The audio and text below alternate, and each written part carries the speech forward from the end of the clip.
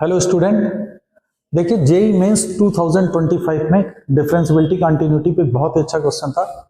जनवरी 29 को second shift का question था। एक फंक्शन डिफाइन किया गया था और कहा गया है कि फंक्शन जो है वो 2 पॉइंट्स पे नॉन डिफरेंशिएबल है, x equal to alpha and x equal to beta पे, और फिर आपको पॉइंट अल्फा बीटा की एक लाइन से डिस्टेंस बतानी है। तो बेसिकली हमको अल्फा एंड बीटा की वैल्यू फाइंड आउट करनी थी।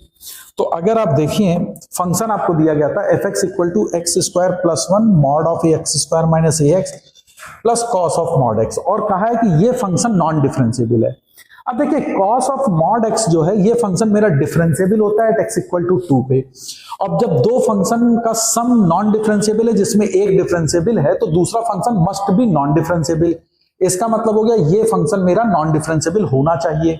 अब इसमें एक्स स्क्वायर प्लस वन मेरा डिफरेंशिएबल है, एवरीवेयर पॉलिनोमियल है, तो इसका मतलब हो गया x square minus a x plus to का मॉड ये एक्स इक्वल टू 2 पे नॉन डिफरेंशिएबल होगा, जरूर होगा।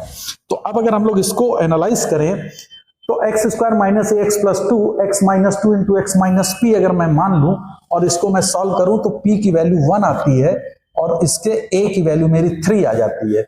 अब अगर मैं x square minus a x plus to का ग्राफ को ड्रॉ करूं तो मैं देखूंगा कि mod of x square minus 3x plus two ये x इक्वल टू 1 एंड 2 पे नॉन डिफरेंशिएबल होगा, क्योंकि बच्चों इसका ग्राफ जो जाएगा वो ग्राफ कुछ ऐसा जाएगा, this and this one, this point is 1 and this point to 2। यहां दो शार्प कॉर्नर है जिस पे ये नॉन डिफरेंशिएबल हो जाएगा। तो दो पॉइंट कौन से आ गए, अल्फा की वैल्यू 2 गिवन थी और बीटा की वैल्यू 1 हो गई जहां पे ये फंक्शन नॉन डिफरेंशिएबल था।